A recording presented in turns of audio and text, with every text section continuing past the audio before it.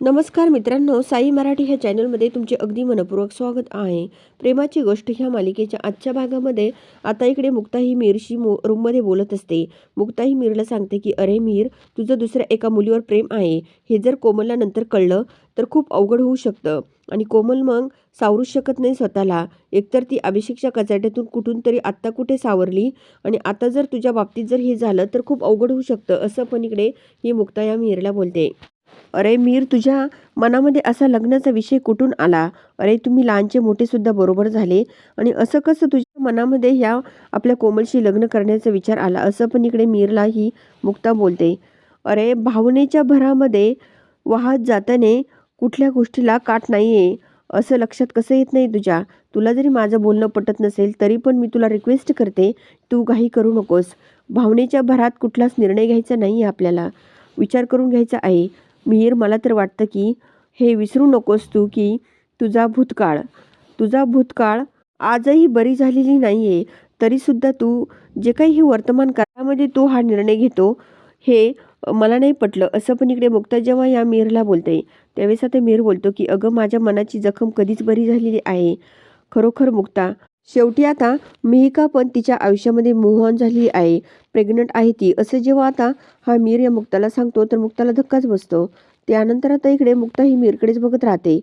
तर मुक्ता ही पुन्हा मीरला बोलते की काय, तू काय बोललास आत्ता? माझी मिहिका प्रेग्नंट आहे? असं पण आता इकडे मुक्ता ह्या जेव्हा मीरला बोलते आणि आपल्या तोंडालाच हात लावते, कारण मुक्ताला खूप आनंद झालेला असतो. त्यानंतर इकडे मुक्ता बोलते की खरोखर माझी मिहू प्रेग्नंट आहे आणि तुला कुठून कळलं हे? असं पण मुक्ता ह्या आपल्या मीरला विचारते. तर मीर बोलतो की मध्ये मला ती भेटली होती, सांगितलं मला की मी प्रेग्नंट आहे म्हणून. ती म्हणाली की खुश आहे मी माझ्या संसारात. किती जरी काही झालं तरी हर्ष खूप श्रीमंत आहे, तो तिला काय पाहिजे ते देत असेल, मग आपण कशाला इंटरफेअर करायचं? असं पण मीर आता मुक्ताला सांगतो. शेवटी आमचा पण आता काही संबंध राहिलेला नाहीये, असं पण आता इकडे हा मीर मुक्ताला बोलतो. तर दुसरीकडे असं बघायला मिळतं की हर्षवर्धन आणि ही मिहिका दोघे इथे रूमच्या तिथे असतात, कारण मिहिका बॅग भरून निघलेली असते. तर हर्षवर्धन हे मिहिकाशी बोलतो की तू तर मला आता किंमतच देणार नाहीये म्हणा. तर आता मिहिका लगेच बोलते की अरे एवढा नीच जातीचा कसा आहेस तू? खोटेपणाचा कळस गाठला ए बिनलाजा आहेस तू. इतक्या दिवस तू माझी बदनामी होईल म्हणून मी इथे राहिले आणि आज तू दारूच्या नशेमध्ये सर्व काही खरं बोलून गेलास, त्यामुळे मला कळलं. अरे तू खोटं रिपोर्ट बनवून मला घाबरवलं आणि आता नाही शांत बसणार मी. तुला मी आत्ता घाबरणारच नाही. आता जगाला ओरडून सांगेल की ह्या माणसाने माझ्या आयुष्याचा पूर्ण खेळ करून टाकलास, वाटोळं करून टाकलंस. मी सर्व जगाला सांगणार, तुझ्यासाठी मी माझ्या मीरला नाकारलं. असे म्हणत मी का खूप रडत असते. अरे मी माझ्या ताईची सुद्धा तुझ्यामुळे खोटं बोलले, घरच्यांची सुद्धा खोटं बोलले, परंतु आता नाही जुमानणार मी तुला. मी आत्ताच्या आता मिहिरला कॉल करणार आहे आणि त्याला लगेच तुझ्या नाकावर टिचून फोन करून त्याला इथे बोलावणार आहे आणि त्याच्या बरोबर जाणार आहे. असं मिहिका जेव्हा या हर्षला सांगते तर इकडे मिहिका लगेच या मिहिरला कॉल करत असते. तर लगेच हर्ष हा तिच्या हातातून मोबाईल हिसकावून घेतो आणि बोलते की अगं, तुझा नवरा आहे मी, नवरा. तर आता इकडे मिहिका बोलते की नवरा? अरे तुला नवऱ्याचा अर्थ कळतोस का? नवरा म्हणजे काय असतं? अरे म्हणजे मी फक्त तुझा नवरा आहे असं म्हणून चालत नाही. नवऱ्याला भावना असतात, जीव लावतो, मन राखतो, प्रोटेक्ट करतो. तू काय केलं रे? अरे तू काहीच केलं नाही माझ्यासाठी. तू जर मला बायको म्हणाला तर खबरदार.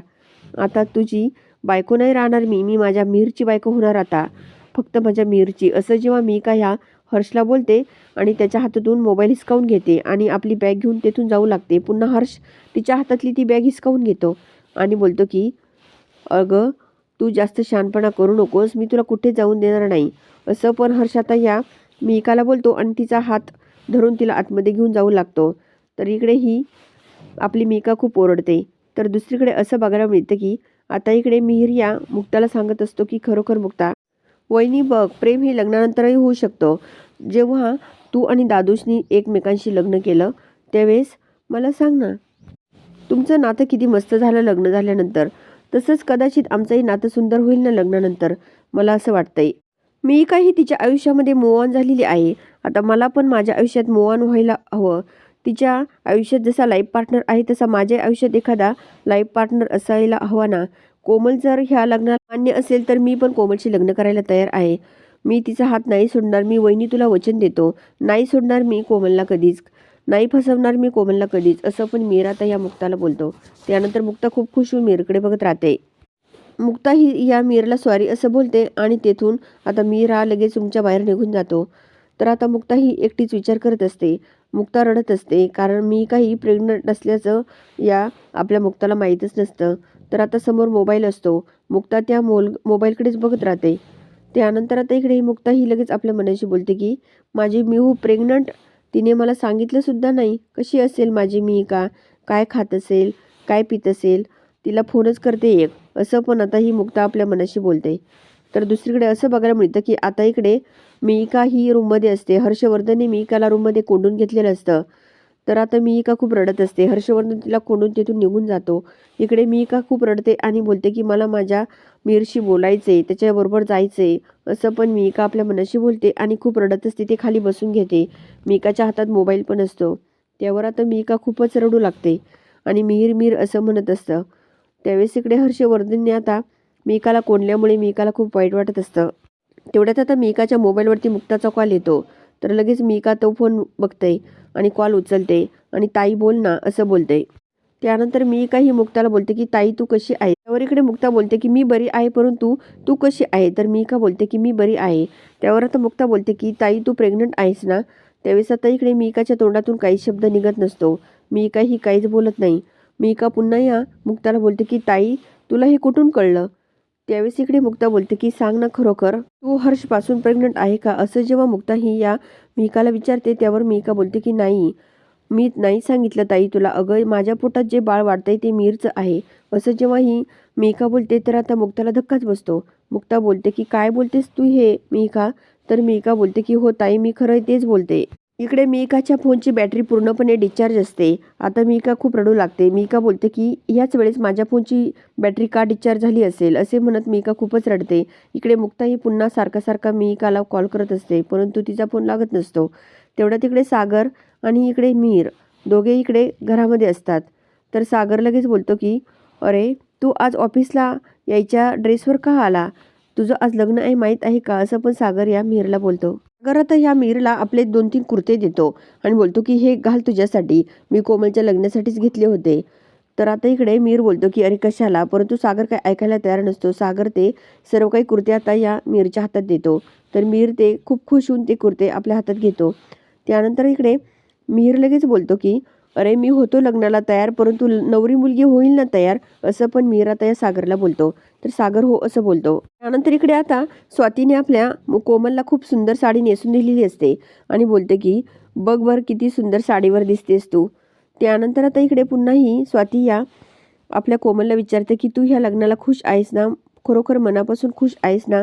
तर कोमल बोलते की हो ताई मी खुश आहे, परंतु मीर मनापासून खुश आहे हेच मला काही माहीत नाही, कारण तो फक्त माझी परिस्थिती बघून तयार झाला की काय तेच मला काही समजेना, असे पण कोमल या स्वातीला सांगते. तेवढं तिचा दरवाजा वाजतो. तर इंद्राकुळी आणि आपली मुक्ता तिथे छान प्रकारे तयार होऊन आलेले असतात. त्यानंतर आता आपली ही कोमल साडीवर खूपच सुंदर दिसत असते. इंद्राकुळी आणि इकडे आपली ही मुक्ता दोघी पण या कोमलचं खूप काही छान कौतुक करत असतात आणि बोलतात की खूप सुंदर दिसते साडीवर तू.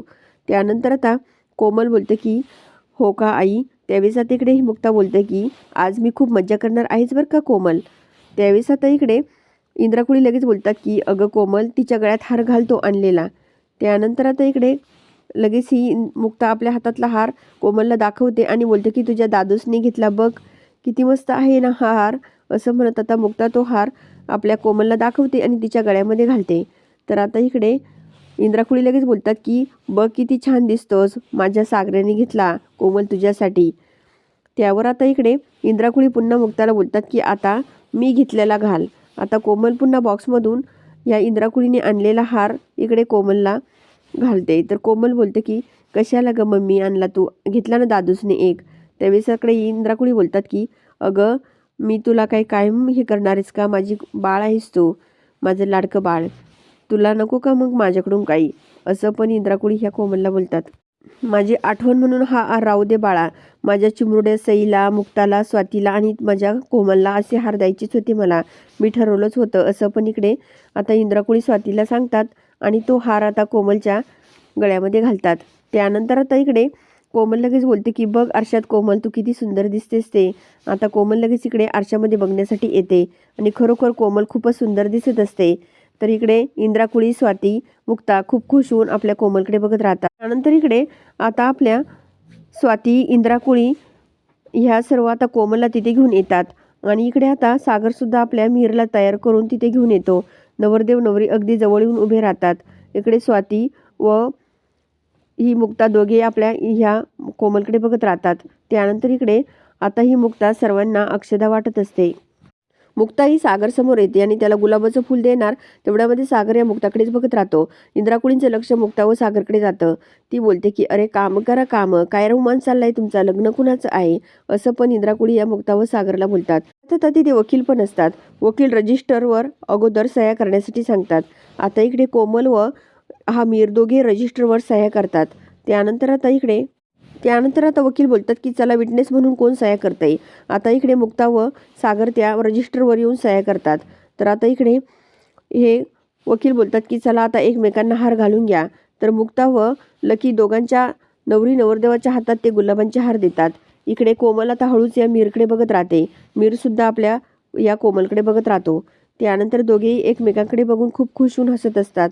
इकडे मुक्ता त्यांच्याकडे बघत असते. सागर पण बघत असतो. सई पण छान नटलेली असते. इंद्राकुळीला तर खूप आनंद होत असतो. आता इकडे आपला मीर या आपल्या कोमलच्या गळ्यामध्ये हार घालतो. तर इकडे कोमलसुद्धा या आपल्या मीरच्या गळ्यामध्ये हार घालते. सर्वजण या दोघांच्या अंगावर गुलाबाच्या पाकळ्या फेकत असतात आणि त्याचवेळी सर्वजण खूपच खुश असतात. त्यानंतर इकडे असं बघायला मिळतं की आता इकडे ह्या मिर्झा आणि कोमलचं लग्न अखेर पार पडलेलं असतं. सर्वजण खूपच खुश असतात. तर दुसरीकडे असं बघायला मिळतं की आता सागर आणि ही मुक्ता रूममध्ये असते. तर आता इकडे मुक्ता ही सागरला बोलते की मला तुम्हाला एक विचारायचं आहे. आता आपल्या सईचा वाढदिवस आलेला आहे. सईची अशी इच्छा आहे की तिच्या ह्या वाढदिवसाला आदित्यने इथे यावं. मी जाऊ का आदित्यला आणायला, असे पण इकडे ही मुक्ता आता सागरला विचारते. तर सागर ठीक आहे असे बोलतो. त्यानंतर उद्याच्या भागामध्ये आता मुक्ता ही या सावनीच्या घरी आदित्यला आणण्यासाठी जाते. तर सावनी बोलते की मला माहीत आहे तू सईच्या वाढदिवसाला आदित्यला घ्यायला आलीस ना, परंतु मी पाठवणार नाही आदित्यला. आली तशी माघारी जा. तू जर गेली नाही तर मी सिक्युरिटी गार्डला इथे बोलावीन आणि तुला घराबाहेर हाकलून देईल, असं पण इकडे आता ही सावनी या मुक्ताला बोलते. तर मुक्ता ही सावनीकडे बघत राहते. तर मित्रांनो, आता नेमकं पुढे काय काय होणार हे बघणं सुद्धा खूप इंटरेस्टिंग ठरणार आहे. तर प्रेमाची गोष्ट ह्या मालिकेचे डेली अपडेट मिळवण्यासाठी आपल्या साई मराठी ह्या चॅनलला जरूर सबस्क्राईब करा, लाईक करा आणि व्हिडिओ बघितल्यामुळे अगदी मनापासून धन्यवाद.